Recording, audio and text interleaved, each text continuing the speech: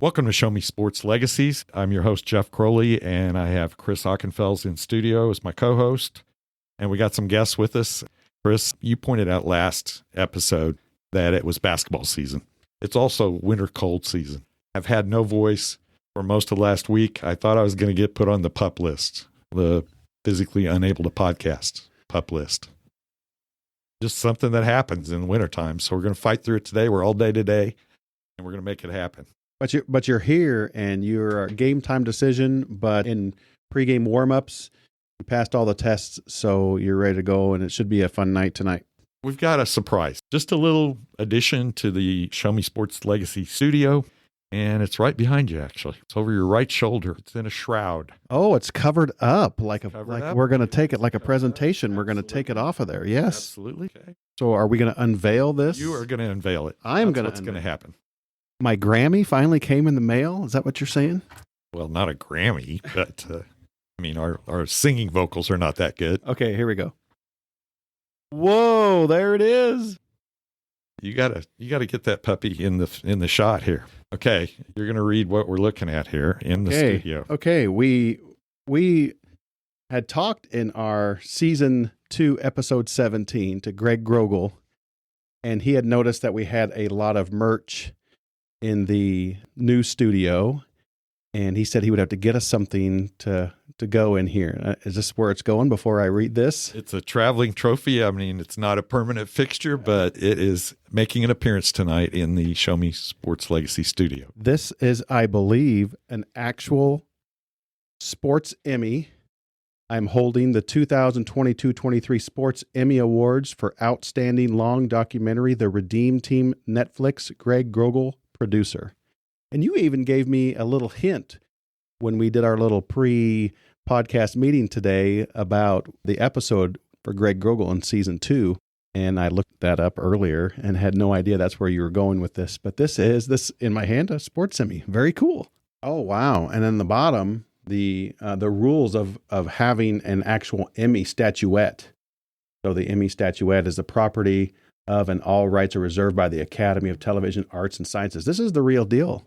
That's a real deal. In studio, making an appearance. I better not drop it. Yeah, everybody's got to have antiseptic. Wash your hands. We need the gloves. Yes, gloves when we handle that item. So we're proud to have that, and recommend you go back if you haven't listened to that episode with Greg Grogel. It was outstanding.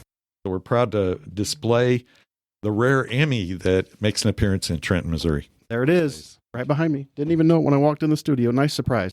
Today we're talking hoops. In 2005, several basketball fans and college supporters made a dream into a reality when they launched the Holiday Hoops Classic. This non-bracket classic has provided kids from all over North Missouri the opportunity to visit the North Central Missouri campus and play on the Ketchum Center floor in front of friends and family. The involvement of the community and the leadership of this core group gave the event staying power and built the event into one of the largest, and it was the largest at different points in its history, in the state of Missouri. Game after game, officials, volunteer hosts, concession and ticket volunteers greeted buses and players from all over. Tonight, we're joined by a couple original and continuing committee members, critical members who've served over the course of the past 2 decades. With the COVID year of 2020, this year's event will be the 21st annual. Is that correct? That is correct. Okay. So 21st annual NCMC Holiday Hoops event. First, joining us from Kansas City via our virtual studio is Brent Wyant, a huge basketball fan, hoops supporter, who was the longtime owner of Barnes-Baker Motors, Trenton and Chillicothe, and was involved in the event from the beginning. Joining us in person in the Show Me Sports Legacy studios is Mitch Dougan, who has been involved throughout the life of this event, a hoops committee member and the unofficial historian of Holiday Hoops in Trenton, and his dad was pretty involved in all of it. We're going to talk about this, and we want to welcome you and let us have a little background about your love of sports. And in that segment, I'm going to talk to Brent about some sports travel. Mitch, you were and are still involved in Trenton tennis. You were a number 1 player, 1980 senior, playing for Coach Mike Bosley. Then you had some dad success because your daughter, Lissa, was an outstanding player, the all-time winningest player in Trenton history at the time in 2010, won 110 matches, district titleist. So you've had this long-time love of tennis, but love of other sports. Talk about when you were growing up. Yeah, when I grew up in Trenton, I was a football player and a tennis player. I did not play basketball. Always loved to watch basketball, but I didn't play. I maybe played in junior high and such. Part of it was I was in a class loaded with athletes. So I gave it up and it cut into hunting season. So, but as I've grown older, and Alyssa didn't play basketball much either. She played a little bit in middle school and we got to concentrating on tennis.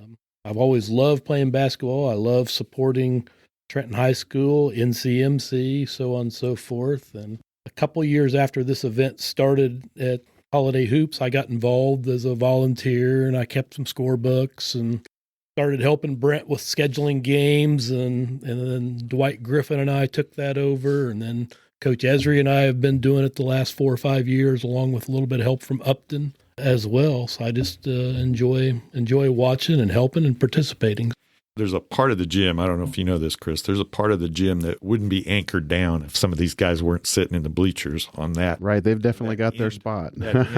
End of the place, and they're just as regular as can be. And it's part of what makes Ketchum Center come alive in the wintertime. And that place can get kind of rowdy when you get a couple hundred people in there in a close game. So I respect that I see a lot of these Hoops committee members not only eat brownies and popcorn and having a drink, watching good basketball during Holiday Hoops, but they're there supporting the college throughout the season.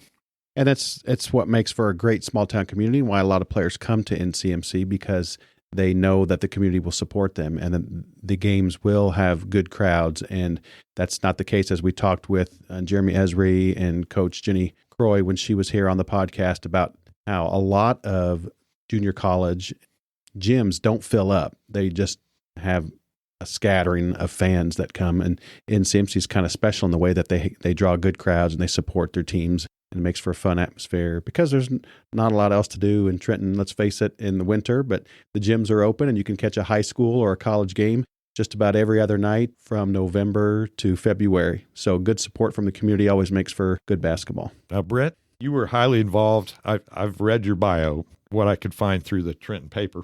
Were highly involved in FFA and Stuco during your high school years. But I've got a question I think everybody's going to want to know, because I saw that you were a middle school pole vaulter, a junior high pole vaulter. Am I correct on that? The fans are going to want to know your history as a junior high pole vaulter, because that is an unusual thing to take on in junior high age. And I can't imagine that the equipment was astoundingly good at the time. But you got to tell us a little bit about that. Okay, well, that's kind of a funny story. We was on a bus ride to Kirksville for probably 6 school or 8 school meet. And Gary Ferguson was our middle school track coach. I had never pole vaulted before in my life, but he's going down the roster of who signed up for pole vaulting. And he comes back and he said, "Wyant, you've got room to run another event. I want you to pole vault today." I said, "Coach," I didn't call him Fergie back in those days, but I'm thinking, "Coach, I've never took a pole down a track before. What are you talking about?" He said, "It's easy. Just go down there and stick that pole in there and jump on the mat." And so I was entered in the pole vault. My one and only time, Jeff, is where you found that at. Okay. I got down there and, oh, dumb me, I didn't even know how to get off. I mean, I made an attempt, but somehow I got the bar knocked off and it conked me on the back of the head when I hit the mat. And but anyway, we got a point because there wasn't enough kids in there. That's why Fergie had me entered in that event. Classic coaching with sacrificing your track career to get that point in pole vault because he knew there wasn't enough kids to get all the points. Classic coaching move. we did have a kid in our class that could pole vault. We just didn't have anybody else. That was something nobody wanted to do. I mean, it just wasn't. Back in those days, it just wasn't fun. I don't remember the poles bent that much back in those days. So. They didn't. No. I watched a couple of them snap in practice. You know, they'd always get brittle. That'll freak you out a little bit when you're running down there with the thing getting snapped. Yep. So you got involved with a lot of things like softball, which you ran not long after college, ran local programs in the Trenton area. What made you stay involved with sports, particularly basketball, over the last several decades? Well, you know, I'm like Mitch. I didn't play basketball in high school, but Mitch and my time overlapped one season in high school because I was a senior, Mitch a sophomore year in football. I love basketball. I used to do some color on the radio, you know, back in the day, basketball color, and I just always enjoyed the game. Always was a student of it. I just wasn't very good at it. I always tell kids in junior high basketball when I coach that any day in the gym is a good day, whether you're a spectator or player or an old man basketball player or anything. It's just fun to be in the gym and you get hooked on it.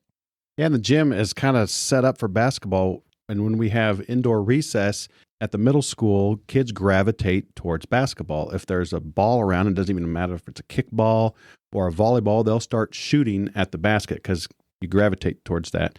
And so it's kind of a sport that's well known, that's loved, that a lot of people can play in their driveway or in the backyard, and that translates to, picking up a love for the game. Now, at the time we're recording this episode, Brent, Mitch, Missouri and Kansas are about to play basketball again. And Brent, we'd like to talk on this show, and we're going to get into holiday hoops here in depth, but we like to talk about traveling to sports events. I mean, we don't just go to Trenton sports events. A lot of us go Kansas City and even farther away to see sports events. And you often had a group of Trenton guys that you helped get tickets. And I think Mike Bosley was the unofficial social secretary for that group. You would let him know how many tickets you had, and he would call. And I remember when I first moved to town, I was like 7th on that list, and there'd be 4 tickets or 6 tickets, and I was on the outside looking in.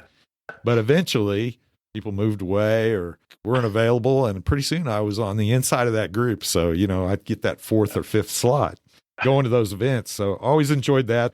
You got anything that stands out in your memories about Mike and traveling? Well, yeah. Oh, yeah. We traveled a lot. I was, and I don't think we talked about this one, but Georgetown, Missouri played at what was Sprint Center then in Kansas City, T-Mobile now. And I was kind of hooked up to University of Missouri because I furnished cars to 2 of the coaches down there. Andy Hill drove one of my vehicles for years down there as assistant. And Wayne and Susan Krecklow in those days was the volleyball coaches, and they drove one of my vehicles. And so with that, I got tickets, and I would get what they called TSF points, Tiger Scholarship Foundation points. And then when they played like in Kansas City, you got seats based on your giving to that scholarship fund. So Georgetown was pretty decent always back in those years, and Missouri had a pretty decent team. Norm had been retired for years, and I called Boz. I said, Boz, I got, and I think there was 10 of us. I got 10 tickets that night. I didn't really pay attention where the seats was when we got the tickets. I got them, and we went. So we're going down to sit down, and I think you was with us. We was talking the other day, some of the guys that was with us, but we get down there. Boz, he's kind of looking around, how he would. He kind of tapped me. He said, how'd you get these tickets, Wyant? He said, you must be a big deal down there. I said, well, what do you mean, Boz? He said, 7 rows behind us. Turn around and look. There's that Norm Stewart, 7 rows behind us. We had better tickets than Norm Stewart did. So Boz had to make a big deal out of that. How he is. He was picking on me the whole night for that. That would impress you. Norm must not have given up the money that year for the I don't know what to do. He was in the next tier down. we was in pretty good seats. We was at center court. Yeah, I was there. I remember that game. Okay, let's spin it back to holiday hoops here. That's what we're here to talk about, and hoops in general. But Brent, you've talked to me about kind of the genesis of this idea when it was on a napkin, and talk about what happened there. What was the thinking that just kind of kick-started this? It was really kind of strange, what it evolved into from a little Chamber of Commerce after hours. And Wendell Earnhardt and myself and Steve Maxey was sitting in the Chamber after hours, and it was a country club that night. And we was talking about Trenton in general community, about we have a lot of activities during the summer and fall to bring people to Trenton, but we have kind of a lag period. And we felt like it was something, if we could come up with some idea to bring people to Trenton over the winter months at some point, make an event that, would benefit the town. And we sat in there and the idea came out about a high school basketball tournament. That's actually how this whole thing originated. So we sat there and talked about it and talked about the positives. And so a couple of days later, Steve called me and Wendell, we got together and sat down, and Steve said, we can't do a tournament. We've got to do just a basketball event where teams play each other. And so we got to going from there. Well, if we could get schools that don't usually see each other and get them to meet in Trenton at the college. And the whole idea was who all was going to benefit from this. Obviously, North Central Missouri was going to benefit by getting high school kids on campus. Some from a ways away if we could pull that off. The other thing was the business community was going to benefit from having more people in town over those months to spend money at the restaurants and buy fuel and go to the convenience stores and vice versa. So that's kind of how the whole thing originated. That first year, Steve really had to dig. We all dug to find some schools to get involved with that thing because we had to wait a whole season. We talked about this December, and we planned on trying to have it the next December, and we pulled it off, but it was kind of tough to find enough teams to fill that first event, and called in a few favors. And I think we ended up with 8 games? I think it was. Yeah, it was 13 teams. 13 teams. But I think there was 8 games in that, if I remember Something right. like that, yeah. I remember Clark County was a tough one. We got them on board, and they come to the first one. But, we didn't have a lot of success getting Clark County to come back too many years after that. And Green City was good to help us out on that first event, which was a little bit, they were tickled too, but they had the openings. The problem is, as Kris knows, school's scheduled 2 years down the road, a lot on their schedules. So when you try to put an event together that quickly, we wasn't on anybody's schedule. That's right. That was the biggest issue. You're exactly right. And I remember as the coach that season for the high school girls, and George Moore was the AD, that we had already scheduled, like you said, a year out and sometimes 2 years out on these 2-year cycles. And so what Trenton did, Trenton had back-to-back tournaments there for a while because we were always in the Putnam County tournament during the first week of December, which is no longer happening. And then we got into Gallatin, which was a really nice fit for us. And so we had back-to-back. And when George and I talked about the NCMC, we had kind of thought initially it was going to be a tournament. There was some talk about whether it was going to be a tournament or just shootout games. So we got out of the Putnam County tournament, but we got out of it a year early because you had to, because Putnam didn't want us just to leave and leave them high and dry without a team. So we got out. So we had that gap year knowing that down the road that the NCMC Holiday Hoops was going to happen, and that when we were going to pick up our 2 or 3 games that way. So yeah, scheduling for high schools, it's not as bad as colleges that can go 8 to 10 years out, but they do go 2 years out, which can make for difficulty in scheduling. I think that's why it was genius to make Holiday Hoops the shootout style as opposed to the tournament style, because it gave so many options to schools. You could play in 1 game, 2 games. There was freedom to schedule. We don't want to come on a Wednesday. We'd rather come on a Thursday and that kind of thing. So that opened up the door for a lot more schools as it got rolling. Mitch, you've kind of become the historian for a lot of this, and the teams that have been in every event. Yes. So talk about that. Yeah, there's 5 teams that have played in every event, and they are the Chillicothe girls, the Green City boys and girls. As Brent mentioned, Green City has been awesome to work with over the years, and the Trenton boys and girls. Those are the 5 schools that have played in every event. There's also a handful of schools that have played in every event but one, and that is the Bramer girls, the Chillicothe boys, Mercer boys and girls, and the Princeton boys. There's a handful that have played in all but 2 of them, so on and so forth. But I think the incredible piece to me is you look back over 21 years, we've had 150 schools have participated in this thing. Some of them are here 1 year, some of them are here 21. Some of these schools don't even exist anymore. The co-op worlds have taken things over, which is great. It keeps those small schools rolling and having teams. And there's been over 266 teams have played in this event. So it's a neat deal. It's been an amazing thing. Now, talk about if you jumped in kind of year 2, year 3, and Brent in those early years. So, Mitch, just talk about what you saw structurally had been put in place in those first couple of years. What were the things you guys, when you went from the napkin to actually putting this thing on, what were some of the key components that you go, man, if we don't have this handled, this thing could blow up and be a problem? What I always seen, it was a nice committee approach to it. You had Maxie doing his thing with kind of the recruiting of schools and such. Brent was doing a lot of the scheduling and helping with the recruiting. Alan Berry was working with the officials, and that's kind of continued over time as well. There's no way 1 or 2 people can do this. It takes an army to make it all happen. It could be small, but it is a very committee-driven approach, and still is to this day.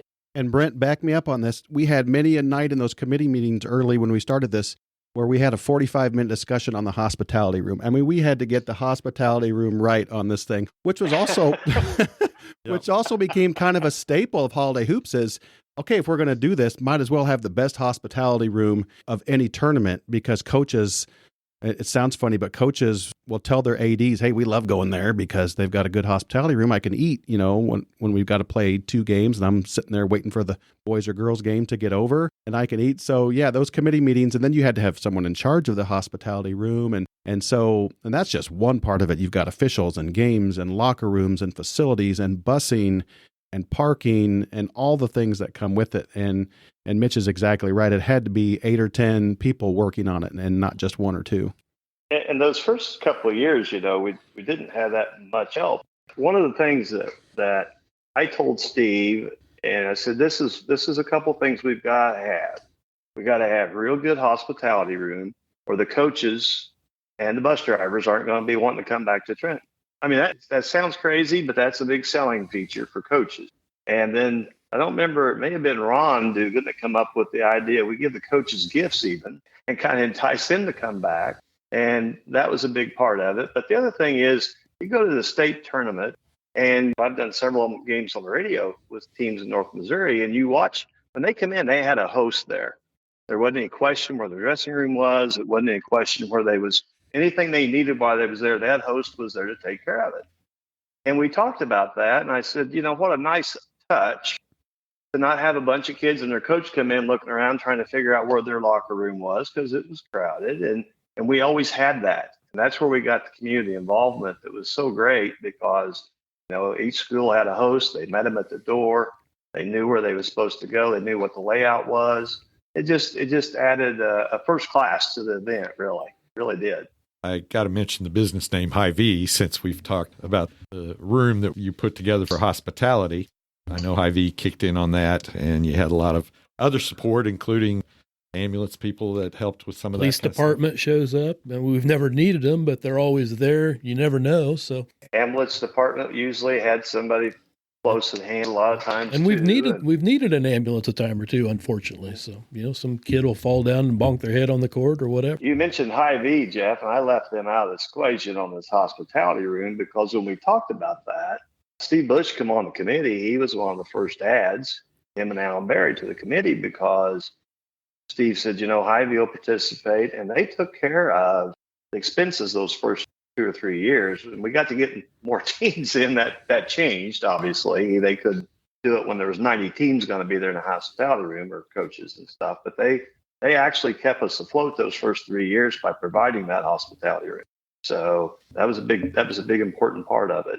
And I think another brilliant thing the committee did, I agree that the gift for the coaches was unbelievable in concept, and then it worked because the coaches loved getting their gift. But the T-shirt for the kids, that the kids knew every year they were going to come to Holiday Hoops, win or lose, play 1 game or 2 games or 3 games, they got a Holiday Hoops T-shirt. And they would wear those around, and all the admins from NCMC would smile because for them, wear them as much as you want every day around your town. Go back to Green City and wear your NCMC shirt. Go back to, Princeton. Go back to Unionville, wherever, and wear your NCMC shirt because that just tells people come to NCMC.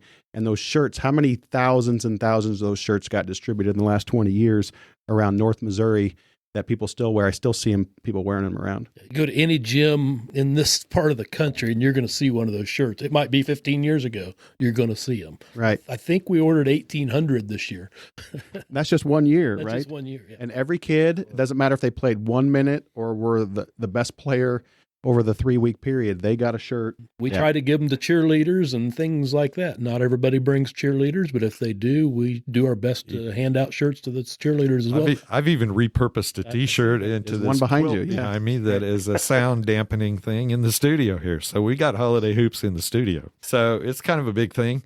I recall, because I was on the committee during sections of this when I was with Foundation, that you guys had to be almost a little underground what you did. I mean, the college kind of looked the other way and let you guys run the thing. But, in terms of budget, in terms of how once you started actually making a little bit of money, who would decide how that got spent? I remember some discussions about that. The thing was the first 3 years, Jeff, you and myself was on the foundation board at the time. The foundation board was bankrolling the holiday hoops. And you cannot sell enough tickets and get enough gate to pay for sporting events. I mean, you just don't. And we didn't have sponsorship. Hy-Vee was helping out, this and that. And going back to the T-shirts, what we did come up with is we went to the foundation meeting for 3 solid years, and the loss just kept being a little greater every year. Nobody on that foundation board ever said anything.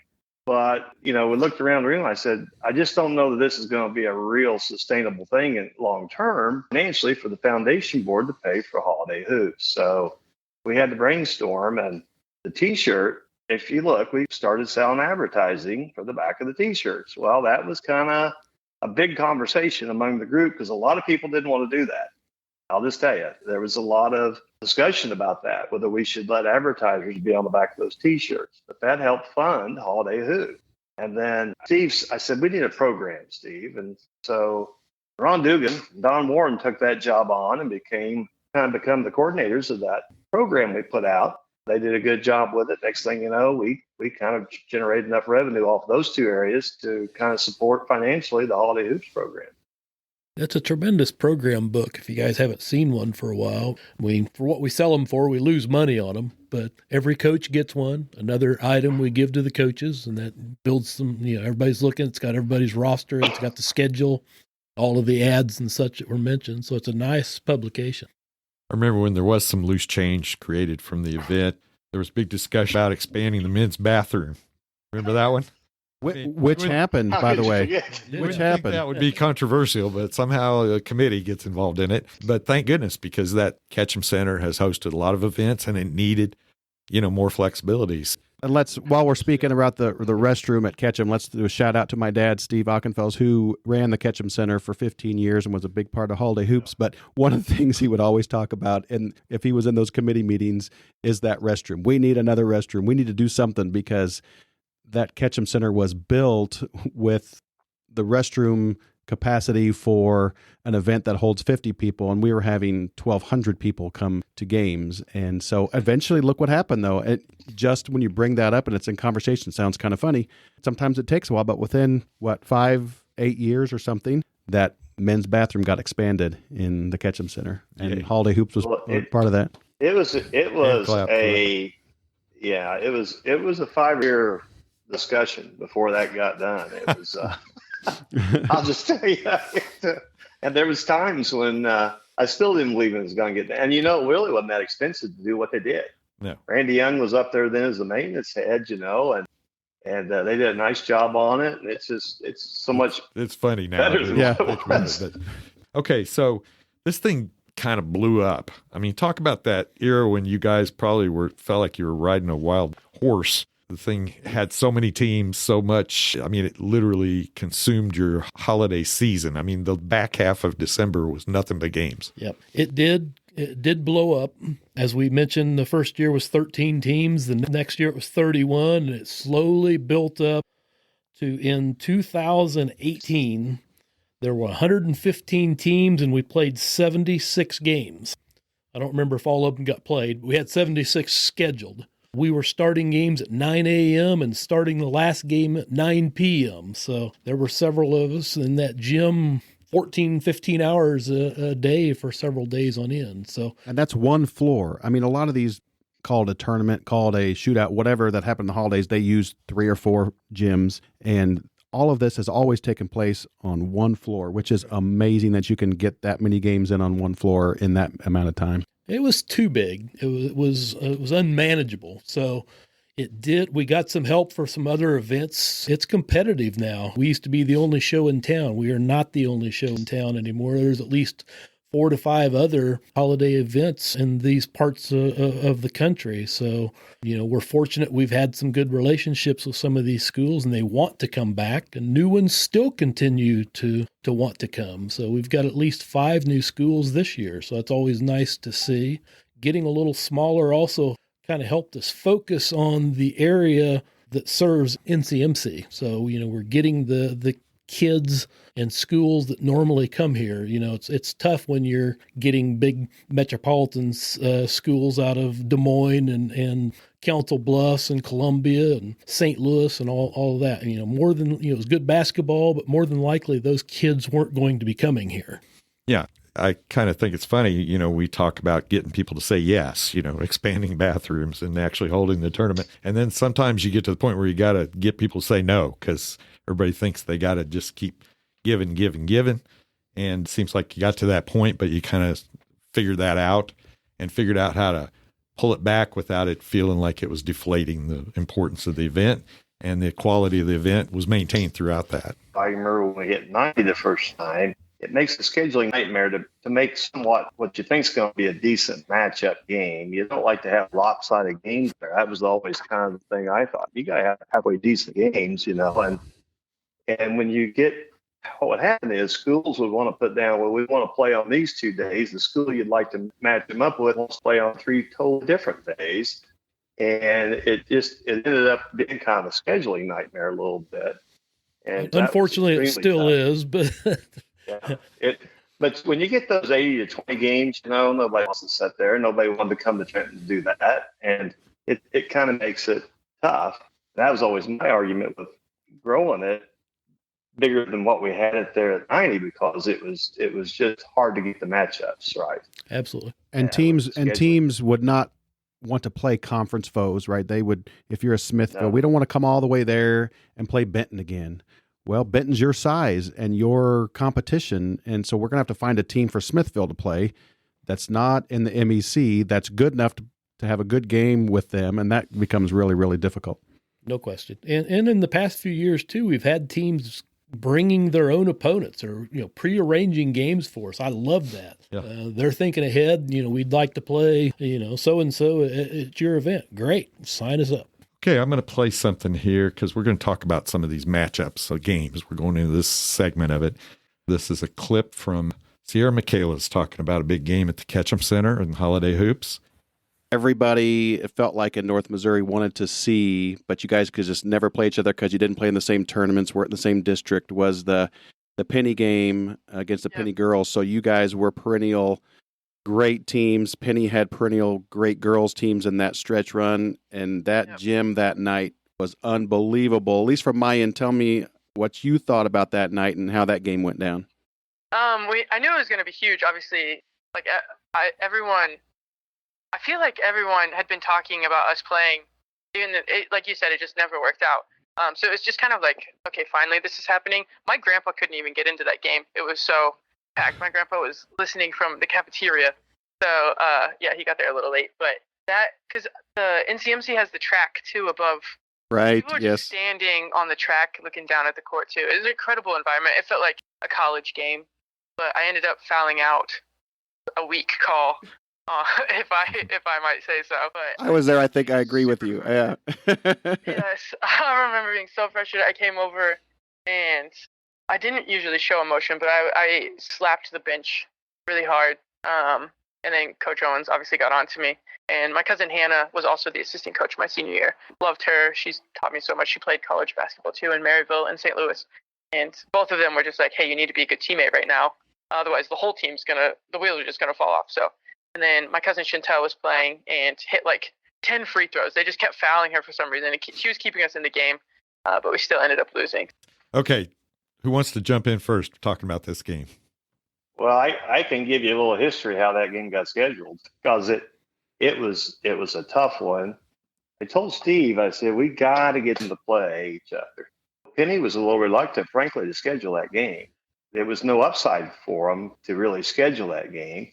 Most times you tried to get boys and girls teams to travel the same night. Well, that wasn't going to work on the schedule for either school with the opening we had, and we really wanted to be a nighttime game. We just knew we was going to draw the biggest crowd we'd ever drew for a Holiday Hoops game. That was part of the selfishness on our part to get that gate. And it just kind of finally come together with a lot of work. And we moved that. I remember moving that game on the schedule probably 5 times before we got an actual time and date set in on that game. But we knew that was one that was going to happen. And I don't know if it's the largest crowd ever for a basketball game there, because they did have that district or regional game there a couple of times. I think that they've had some pretty big crowds, but I think it was the biggest crowd we ever had for a holiday hoops game. No question. I remember being shoulder to shoulder in the stands. That's what I remember. Kind of turned sideways. And she's right about the walking track. It was just packed. And I stood up there, actually, so other people could have seats, and kind of stood up on the track for that game. And it was a huge crowd. It was just a big night. It really was. And the great thing, it was a great game. It was a competitive game. It's a great game. And you got a year on that. Was it 11 or 12? 2012. 2012. So I can remember being there, and I'm on one end. I had just gotten an iPhone that had the pano mode on the phone. And I thought, oh my gosh, I got to take a picture. So I pulled out my phone and I took a pano picture of the gym and then just stuck it back in my pocket. And then when I got it out back later, I just looked at it and thought, wow, that turned out a lot better than I thought. So I started making copies and giving them to the committee and giving them to Steve Maxey for the book. And it's kind of turned into the picture for Holiday Hoops, and it's really neat because it also has Steve Maxey and Steve Ockenfels down in the corner that they just happen to be sitting there together during that game too. And you can see in that picture how many people are there and all the people standing on the track above. So it's kind of a neat picture. Quality game. I can't even remember who won. Penney won. Hamilton did. Yeah. They did. But it was like a 6 or 8 point game, wasn't it? Right. It was probably, I think Penney was up by 2 or 4 when Sierra fouled out. But they hung it, really Mercer close. hung in there because a lot of us thought Yes, they did. It's over now that she's fouled out. But Mercer hung in there. And I think the marquee name for Penney was Elsie Greenwood, if I'm not mistaken, because she was an all-state player for Penney. Yes. But I think Penney was a little deeper, if I remember right, as far as their team. Oh, yeah. But Mercer hung in there even when Sierra fouled out, and it was a really, really good high school game. It held up its end of the bargain on being the marquee game of Holiday Hoops. And Mitch, 4 years later, we got another Mercer game. That's a big game. Talk about that one. Yeah, that was kind of a scheduling nightmare as well. Mercer was good, and we had a St. Joe Central team. We didn't know who the heck they were going to play. So we approached both schools, and they agreed to play each other. It was kind of David versus Goliath. St. Joe Central, very large, kind of metropolitan type school, and little old North Mercer. Halftime of the game, it was tied. At the end of the game, Central pulled away. The only game Mercer lost all year on to, I think they went 29-1, won the state title. I know it was Dan's younger daughter that was the star on their team. I think she broke the state 3-point record during that game. But Central had a couple of quality players as well. Jalen Haggard, I remember, that played at Northwest and also at Missouri Western. That's unheard of, but she did. And there was another girl that played at St. Louis Community College. I can't recall her name, but they were both quality teams. And, David versus Goliath turned out to be a real nice matchup. Okay, I'm going to name some games, and I'll let you guys each pick one that you want to talk about. We've got Des Moines North versus St. Joe Lafayette boys. Gallatin in 2021 versus Chillicothe boys. Chillicothe girls versus Milan and Katy Pauley 2021. So you had some good games in 2021 from local teams, had some quality teams. And then South Harrison versus Brunswick, and a buzzer beater that apparently made it on ESPN's top 10. What do you want to talk about, Mitch? I can take the Lafayette and Lafayette, Des Moines North. Des Moines North, yeah. Both teams were loaded. Des Moines North brought some super quality athletes, and St. Joe Lafayette historically has been very, very strong. Lafayette was led by Diego Bernard, who played at Northwest, and I think he's still playing some foreign pro ball to this day. And Des Moines North had a young man by the name of Tyreek LeCure. He had a brother that actually played at North Central Missouri College. I forgot his name now, but Diego was one of the best defenders of all time around here. So he was a tremendous defender, and this LeCure, and he got in foul trouble, so he had to be a little cautious, but this LeCure kid just went off. I think he scored like 59 points. It was a high-quality game. I don't even remember who won.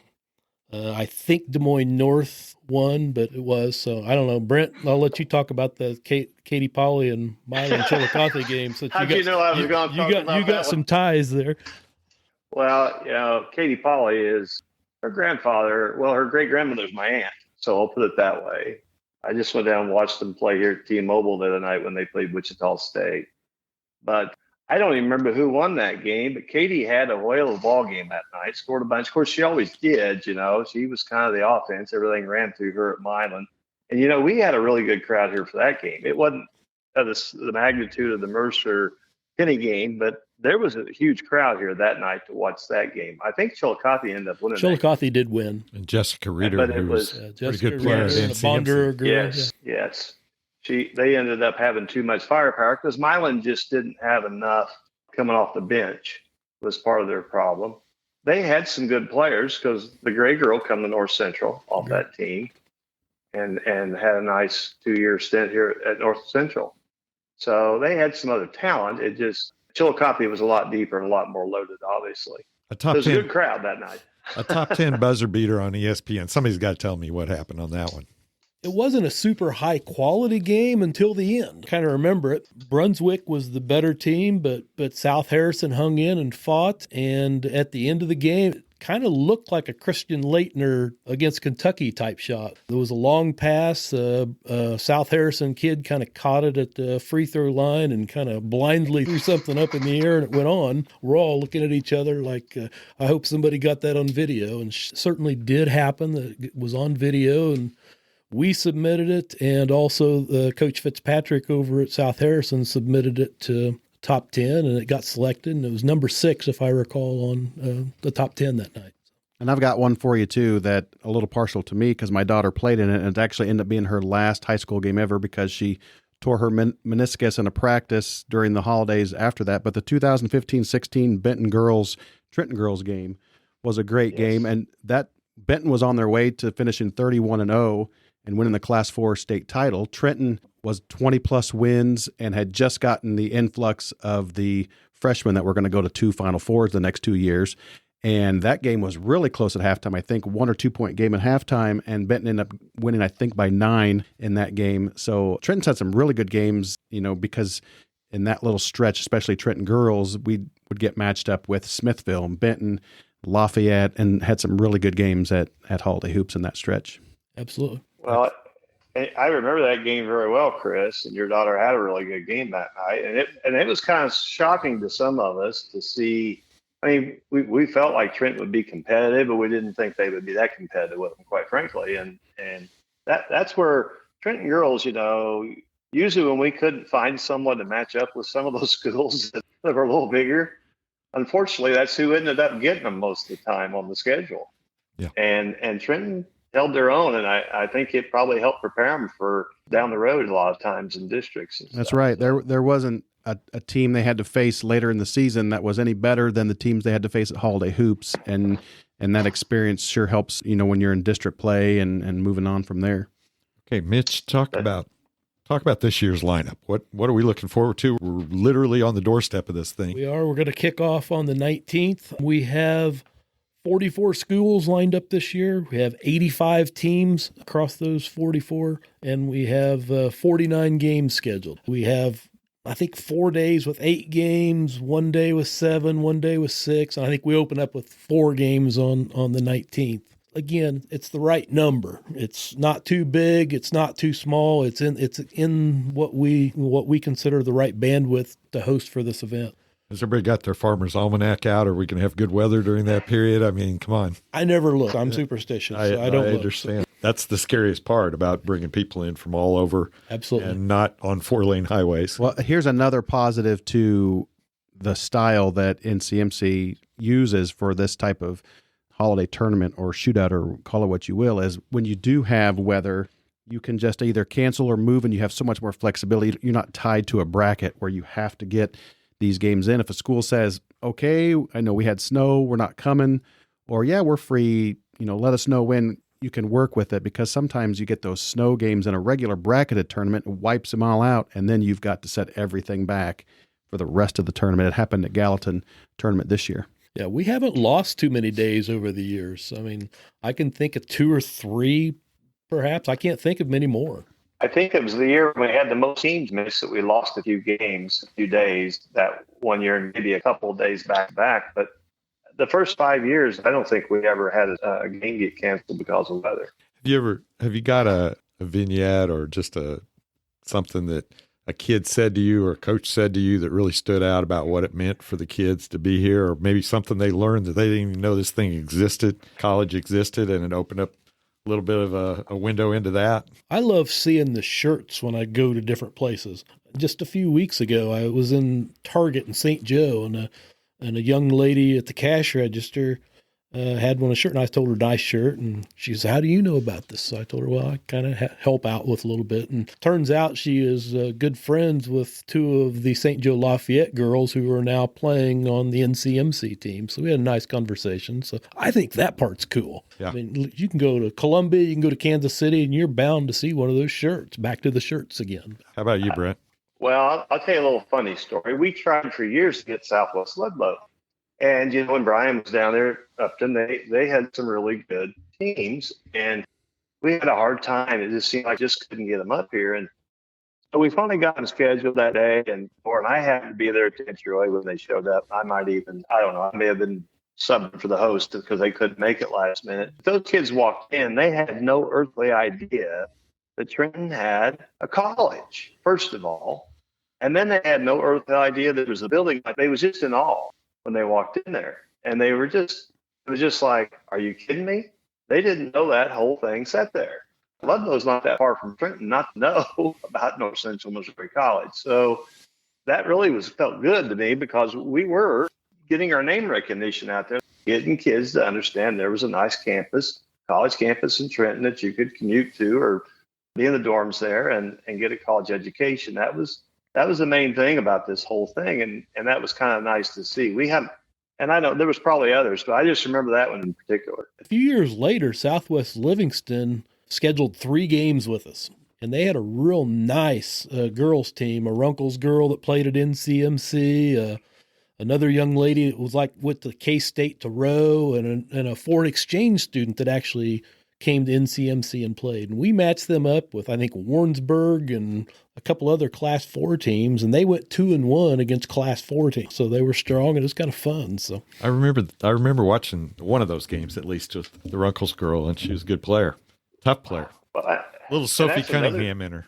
Well, one other piece that we haven't talked about on this holiday hoops, and another thing that was kind of good, and maybe more so on the girls' side, but there's been several boys too that come through there in holiday hoops and played their high school basketball there that end up playing at North Central Missouri College. Without question.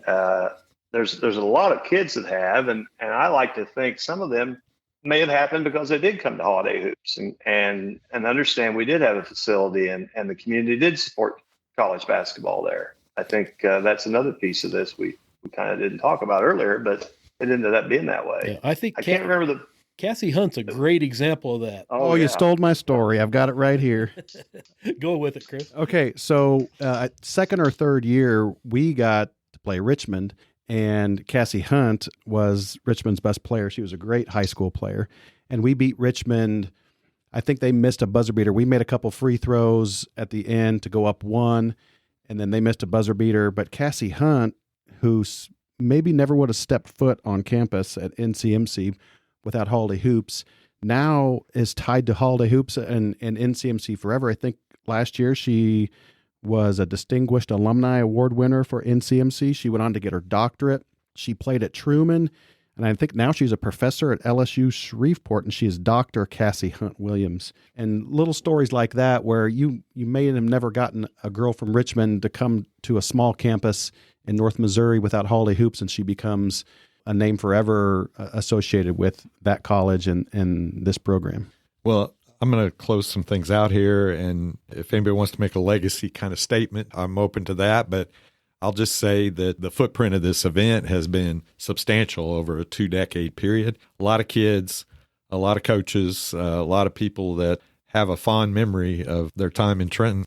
And hopefully the businesses and some of the volunteers have stuck with you over those 20 years as well. So that shows the community support has been maintained throughout.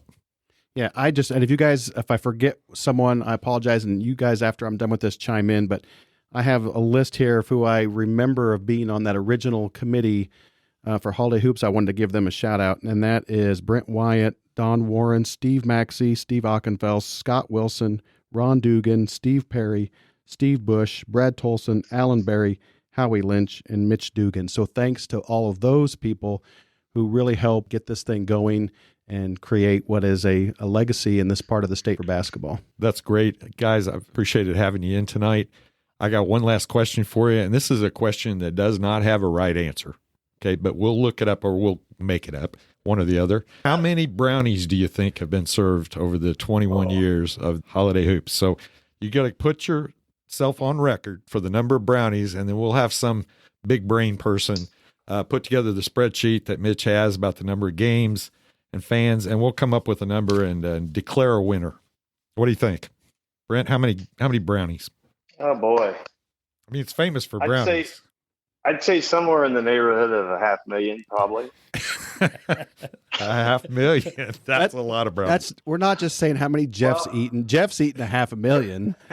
Here was the thing I used to tease your dad about all the time. We'd always ran out of popcorn, but we never ran out of brownies. So I know brownies was a lot higher profitable item. Right. You know. Yeah. And my dad would always say, "Hey, I'll be right back. I got to make another brownie mix run."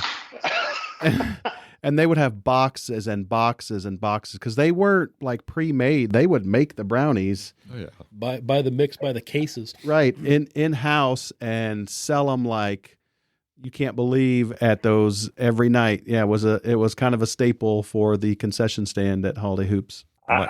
Truthfully, I'm going to say 200,000 in 20 years. 200,000. Because okay.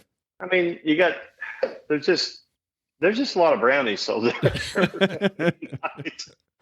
And they were all enjoyed. That's right. Okay. Yeah. Anybody got a different number they want to throw out? I'll go with that. I have no idea that the math probably works out some way or another, but it's a lot of brownies.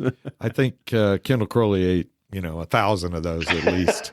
Because, when you have a kid and you take them to watch hoops with the dad, it's not always the hoops that attract. Right, we'll get a brownie. Don't worry. We'll get a brownie. And the band might be playing or there'll be music playing and there'll be cheerleaders. And that was enough. So brownies are a big thing. What are the takeaways from this? We got brownies. We got T-shirts. Good basketball, good matchups you wouldn't normally never get to see. I think that was a staple of Holiday Hoops is where else am I going to see in the middle of the season a Trenton-Warrenton matchup? And it happened. And not only the big games, but the small schools too, matchups that they would never get to play. And, something we didn't talk about, some of those small schools, that a lot of those gyms, if you take, the Newtown Harris gym and the Green City gym, and they're small gyms and those kids never get to play. And man, when they would come in and get to play on a college basketball floor, they were in heaven. They loved coming and playing on the big floor. Eyes light up when they walk in the gym. So okay, you guys made it happen. Congratulations and keep it going. It's been a great thing for the community. It's been a great thing for the kids, and that's always what counts the most. I'm going to just leave us there and say thank you to Mitch, thank you to Brent, thank you to Kris for talking a little Holiday Hoops, and come out and watch some games this year. Get a taste of it. If you haven't, get a taste of those brownies. You're going to want to do that and get you a T-shirt while you're at it. It's been a lot of fun, and I want to thank our listeners that show me sports legacies.